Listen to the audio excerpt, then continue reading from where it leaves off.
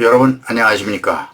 네, 우크라이나 소식입니다. 미국이 우크라이나에 84조 원, 608억 달러를 지원하기로 의회가 승인해 줬는데요. 거기다 또 8조 원의 무기를 추가 지원한다 라고 발표했습니다.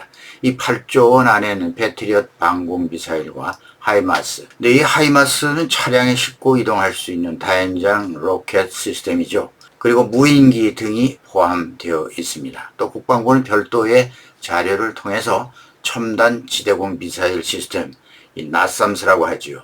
이 첨단 요격 미사일 2기를 우선 보내는 것으로 밝혀졌습니다. 로이드 오스틴 미 국방장관은 현지 시간 26일 우크라이나 국방연락그룹 UDCG죠. 화상회의 직후에 브리핑을 통해서 이와 같이 지원 방침을 밝혔습니다. 이 회의에서는요, UDCG 2주년을 맞아 개최되었는데요. 볼로디미르 젤렌스키 우크라이나 대통령도 참여했습니다. 오스틴 장관은 또 우리의 동맹국들도 우크라이나 지원에 동참할 것이다. 그러면서 연락그룹 참여국가들은 무인기와 포탄, 전차 등을 지원할 예정이다 라고 설명했습니다.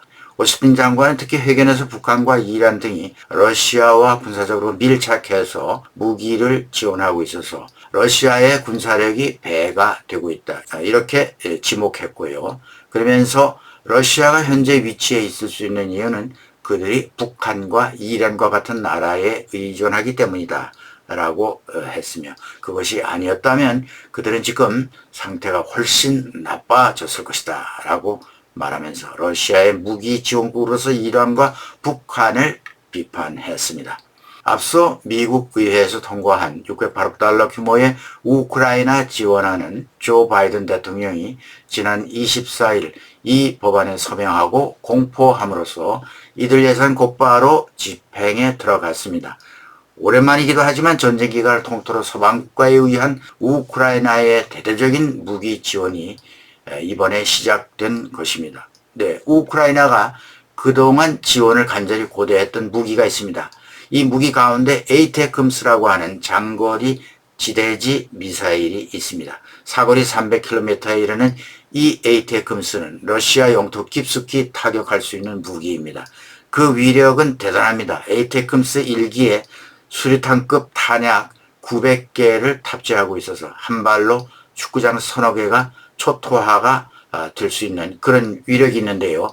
일명 강철비라고도 부르고 있습니다. 탄도탄은 아니지만 발사 직후 급격한 회전과 코스 수정도 할 수 있어서 요격이 상당히 어려운 미사일로 알려지고 있습니다. 그런데 그동안 미국이 지원을 꺼려왔었죠. 왜냐하면요, 러시아 영토를 타격해서 전선이 확대되지는 않을까 이렇게 우려를 했기 때문입니다.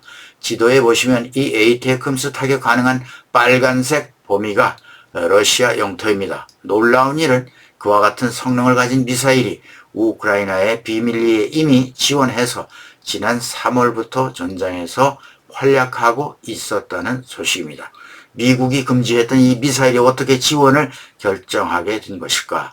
이면에는 바이든 대통령이 러시아가 북한산 미사일로 민간인을 살상하는데 가만히 있을 수 없지 않느냐.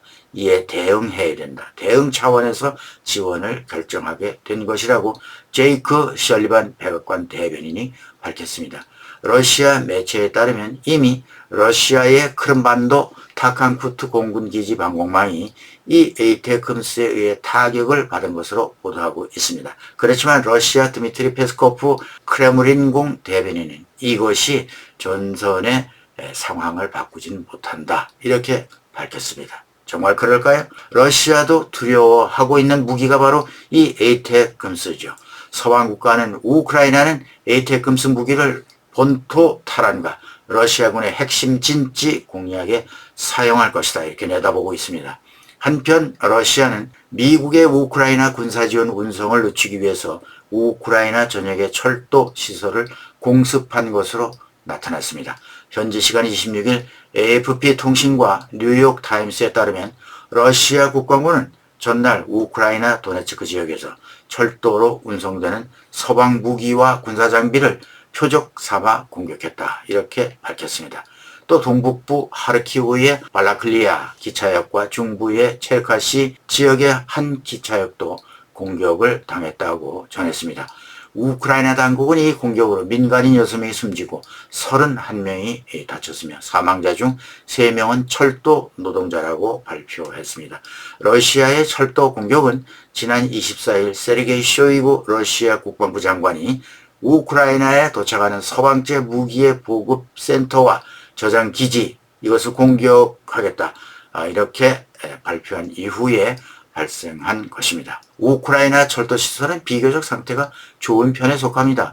총 길이는 1만 9천여 킬로미터에 달하는데요. 러시아와의 전쟁에서 큰 역할을 하고 있습니다.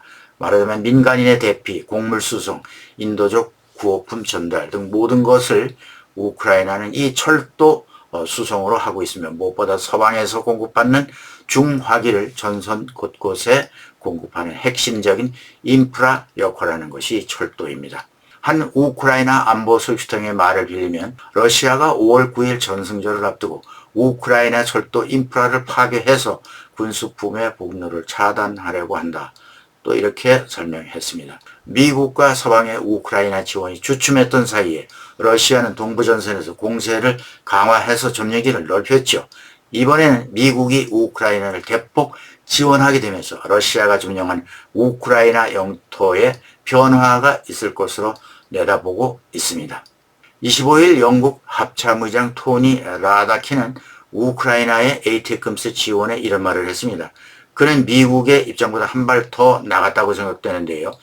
파이낸셜 타임스와의 인터뷰에서 그는 서방의 지원으로 우크라이나가 지금보다 더 강력한 방식으로 전세를 바꿀 수 있을 것이다.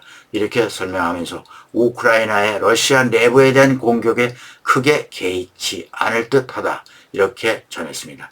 라다킨 의장은 우크라이나가 장거리 전투 역량을 더 확보함에 따라 더 깊숙한 작전의 지속 능력이 점점 더 이제부터 전쟁의 특징이 될 것이다 라고 했고요. 이런 작전이 확실해질 전망이다 라고 말했습니다.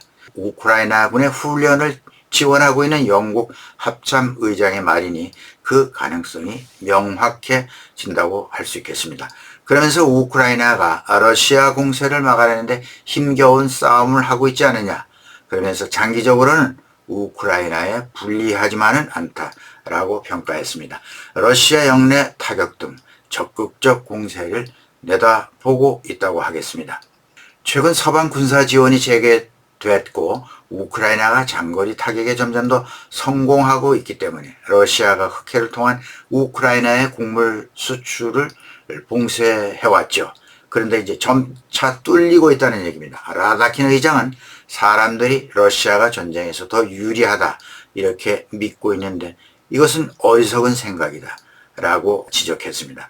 영국은 지난해 5월 처음으로 장거리 미사일 스톰 섀도우를 인도했고요. 지난 23일에는 추가 제공을 하겠다 이렇게 밝혔죠. 그런가 하면 나토도 나토 북대서양조약기구 스톨텐베르그 사무총장은 현지 시간 25일 독일 베를린을 방문해서 한 말인데요. 최근 몇 달 동안 나토 동맹국들이 우크라이나에 우리가 약속했던 지원을 제공하지 못했다. 그러나 이제 우리는 더 많은 지원이 진행되고 있기 때문에 우크라이나가 승리하기에 너무 늦지는 않았다 라고 말했습니다. 네, 하루속히 서방의 우크라이나 지원이 러시아를 압도하고 점령기를 다시 찾아 전쟁을 종식할 수 있기를 바랍니다. 네, 여러분 구독과 좋아요 그리고 알림 설정도 부탁드리겠습니다. 네, 오늘은 여기까지입니다.